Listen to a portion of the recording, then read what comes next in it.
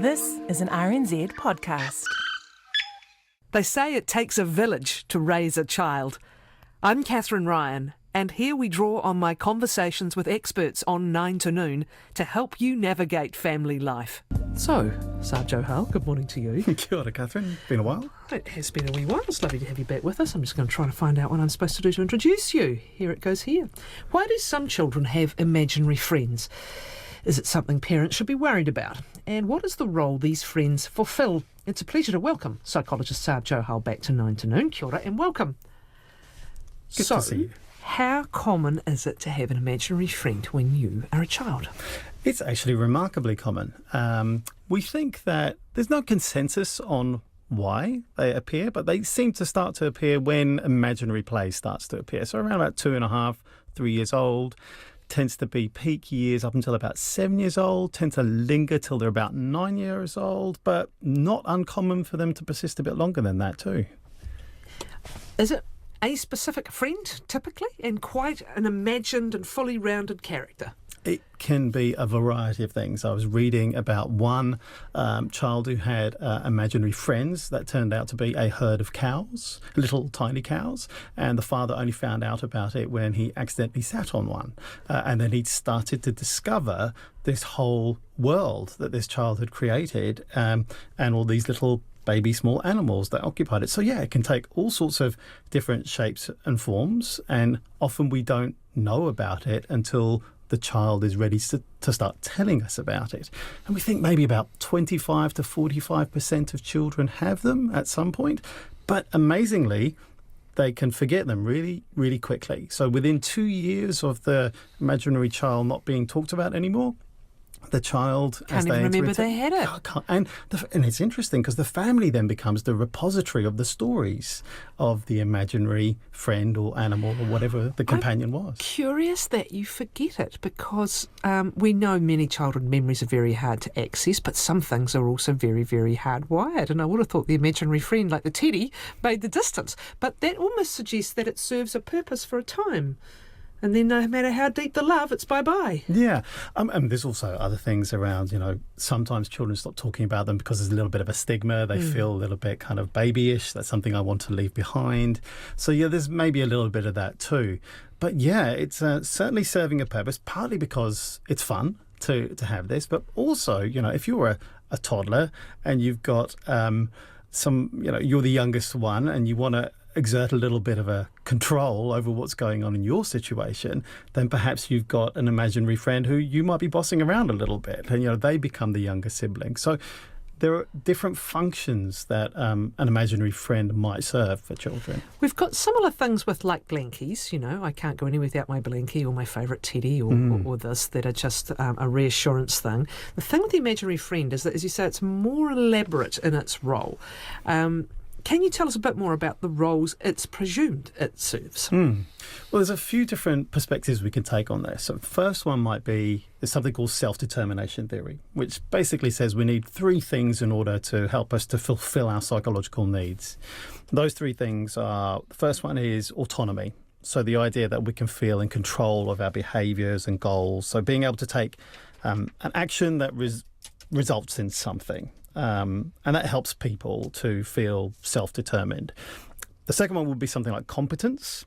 So you need mastery of tasks and learning different skills. So often you'll find children talking to their imaginary friends, teaching them something or helping them to fulfill a task or learn how to do something.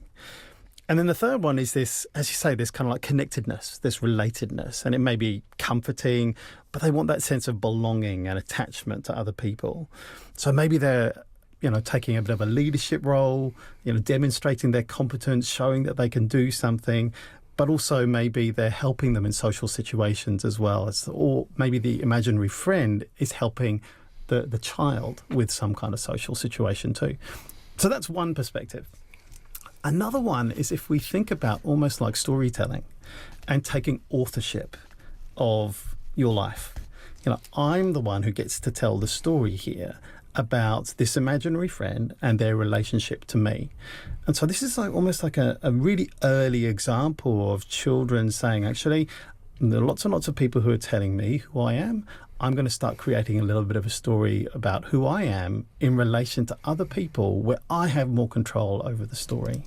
And I think that's a really interesting, unexplored perspective around that sort of agency and control over who gets to tell their story and who gets to create that. Who doesn't want good friends too? And friendship's complicated when you're a toddler. As you say, you can construct, and children do this in their fantasy worlds anyway. We know they construct very elaborate worlds. You can construct what it is that makes you feel good or that gives you something, and so you do. And if you can construct an imaginary friend that makes you good, and as we say, it makes you feel good and is serving a purpose, you shall. Their creativity is exploding in that preschool age, right? I often think of Nathan Wallace saying, when they're inventing stories about what the stars are in the sky, and it's this great big complex kind of plot that runs through it. Don't stand there and correct them and say, no, this is this is the next thing. Part of their developing and beginning to understand their world is to imagine and create what's what. This fits with the same sort of stage of development, does it not? It does. And I think you make an important point there, is that who's in charge of the story. And so taking a stance of descriptive commentary, where you're kind of repeating and commenting upon what the child is telling you about their imaginary friend and their imaginary world, rather than interrogating too carefully, because often when you look at something too carefully, the child can get defensive or it starts to fall apart. It doesn't feel that cohesive, and they're still in the process of making that. But I think it's another interesting thing there about what you talked about in terms of the time and the space that's available to construct these worlds and imaginary friends. There was a study done a little while ago where they asked nursery teachers about their perceptions of what it looked like, in terms of imaginary friends that they were coming across with the children that they were looking at. And they felt that actually they believed that children are having fewer imaginary friends, and 63% of those nursery teachers thought it was due to screen time. Oh, here we go. And because it fills in that space where children are actually able to create and be bored. So rather than kind of optimizing the time that they have available, when you have free space, leave them time to be bored and let them go ahead and create and see imagine. what emerges. Yeah. Do parents ever worry about it? Do they think they've got some kind of diagnosable condition that they need to worry about? Yeah, absolutely. And if so, what can you say to them? Yeah, I mean, for a long time people thought that having an imaginary friend was harmful or evil or some kind of sign of social deficit or even possession or mental illness, all kinds of different things. More interestingly, recently, parents have maybe thought that perhaps the child was lonely and perhaps they were longing for a sibling and they'd created this kind of person that would help them with their loneliness. But actually, if you look at children who are only children or firstborn children, they tend to have them more. But actually, when you look over the span of a childhood, there's no difference between those who are only children and have siblings too. So I wouldn't necessarily signal it as that. Yes, parents can possibly worry that it may be a sign of something more serious, but there's little evidence to show that. There may be occasions. It's more likely that it might signal, if it's persisting for a long time, that there may be a bit of a deficit that child's struggling with in terms of, how do I make relationships with real friendships? That's what I wanted to say. What is the kind of the segue? It's possibly not even a segue, but what's the sort of transition from having your imaginary friend who you spend time with and then finding perhaps that it's not necessary anymore, it's not fulfilling anything anymore? What does that transition look like? You mentioned it can happen at different ages. Yeah. It depends upon what's going on in that child's life. Often an imaginary friend could take the form of a missed parent or an idealised parent. It's something that's missing in their caring that they're longing for. Or it can be that they're being bullied at school, and so they're trying to take control over a relationship. Or they may be passing on some of that behaviour and acting that out with the imaginary friend. So it can take various shapes or forms, and it starts to give you a little bit of a clue as to perhaps what's going on in that internal world of the child. But at the same time, it's also a fun kind of outlet. So you don't want to problematize it too much, but it can also start to become a nuisance. So when the child sometimes starts to use the imaginary friend as an excuse for behaviour that they shouldn't actually be doing. Dolly made me do it. Absolutely, yeah. We can hear that. So, yeah, we don't want to bend over backwards such that the child is using this as a way of really taking control over a family situation. It's okay if they want to sit at the table and they can, share and partake of a meal, but when you're creating a special meal just for the imaginary child, it's perhaps a little bit of a signal that they've got a little bit too much control. Or if it starts to take up some of that time, as you say, that needs to be used for other things, because it's being used almost as a procrastination kind of. It's more pleasurable than doing your homework, yeah, right? So I guess one of the rules that it's good to be thinking about is, it doesn't kind of matter who causes it, whether it was you or your imaginary friend. You're the real person who's going to take the consequences for what the imaginary friend has done. Okay, there's some really good questions here that have touched on some of what you said earlier. My son has started acting out his less than desirable behaviour via his stuffed moose. Is there a way we can teach him to take responsibility for these actions?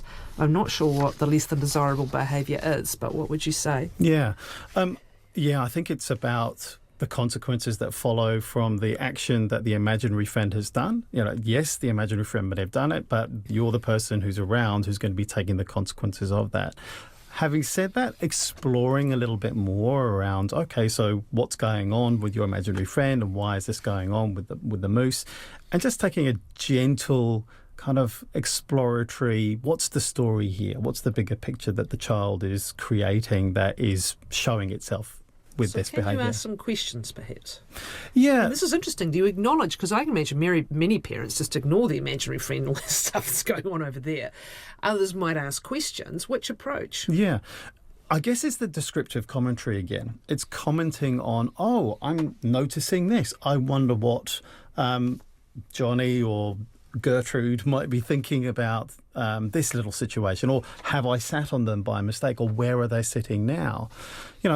It's okay to ask those sorts of gentle questions, but often the child will tell you when it's important for you to know. So it's a tricky balancing act around interrogating too closely and trying to understand what's going on with that child. So on the question of the stuffed moose, should you be talking to them about, as you would if it were another child, why is this happening? And it's, perhaps saying, how do you think your stuffed moose feels about this? Like, what is an actual thing this parent can do? Yeah. So it might be a little bit of interrogation around feelings. So you're seeing the action. So you're trying to figure out what's the motivation. So I wonder what they're feeling right now, such that, maybe the imaginary friend has hit the moose. So what's the moose feeling right now? And why did they hit the moose? I don't know what's going on. So what are the emotions behind that? And then why are those emotions occurring? And just tracking back a little bit just to fill in the picture. Now, this comes from a trauma-sensitive claims counsellor, which is very interesting, and it describes this person's interest. Does having an imaginary friend predispose or exacerbate the chance of disassociation in adult life? Yeah, it's hard to know. There have been cases where having an imaginary friend in adult life can be a signal of that.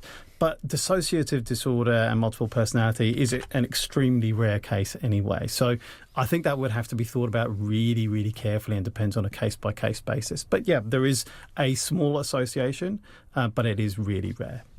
There's lots more imaginary friends perhaps than what this particular purpose might be, which is an experience of extreme trauma. Absolutely. And, authors have talked about, Agatha Christie talked about how she had an imaginary friend quite into late adulthood, and she thought about that while she was writing.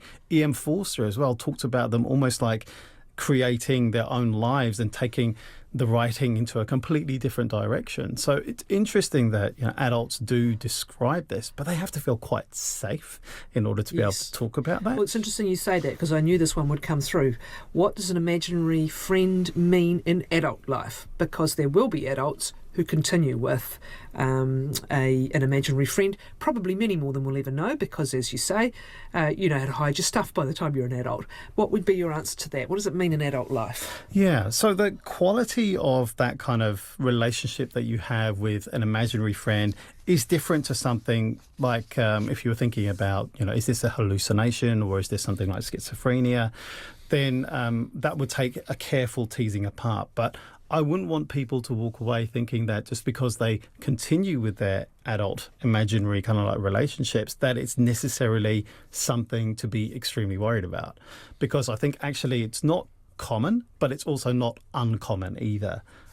So as I said, it tends to kind of like tail off when children are about 9 or 10 years old, but often it can continue into teenage years and then into adulthood too. It's providing something, or it's something familiar or comforting, that you just haven't dropped along the way somewhere. Yeah. And it may come up in certain particular transition points in their lives. So maybe that they come back to, or it reappears again when they're going through a particular difficult time through all those 3 different things that I talked about, that kind of like sense of autonomy, the sense of connection, but also that sense of competence as well. So something that worked in childhood has been brought back into action. I think we sort of touched on this, but we didn't really answer it. Is there a difference between imaginary friend and a special doll or stuffed animal that is everything to the child? I guess it's real, it's tangible, but it may have a character, which is hard for you to see as an adult, but is very special and can be described in terms of competence and thinking about storytelling for that child as well. So it's a little bit different, but it's related, I think, in that it has its own character and it has its own life and possible world as well. And it has its own utility to the child. Yeah, it serves a function in terms of, that's something, I have a relationship, it's with me all the time, it sits next to me at the dinner table, it comes to bed with me, and then suddenly it gets forgotten. Yeah. Like it's left behind, and then something else maybe takes its place, or the child feels secure and competent enough that they almost have what we call an internal representation of it. So they don't need the physical manifestation of the doll or the toy, but it's enough for them just to think about it, and that is comforting and serves a function in itself. Is there a point, I'm not sure if we touched on this, where you said it becomes problematic if it takes up too much time, and if it's being used to avoid the dullness of real life? Would that be and if that's the case, and if you're thinking, come on, this is actually, I need you to do your homework, not be out with, Barry or whoever. Yes. How do you handle that as a parent? I think as you would do limits with a real life relationship. So, you can go and play with blah, blah, blah once you've done your chores. Yeah, okay. Yeah, and so you put limits around, you don't let them take special liberties because of that. And has there any case where it actually impedes the development of friendship because the imaginary friend is just so much easier? In cases, yes. So if they were persisting with that behaviour at the expense of real life relationships, then yes. But the good news is that actually having imaginary friends, and we don't know whether it's chicken and egg here, it seems to be that those children are better at things like perspective taking and social relationships. So we don't know whether they have imaginary friends because they're good at that already, or whether that develops as a result of having imaginary friends. Or whether the imaginary friend actually exists and talks back. Yeah, that's when I'd start to get a little bit worried. Thank you, Sarb. It's always a pleasure. Sarb Johal is our parenting commentator today. He is a psychologist, as we said. Thanks, Sarb.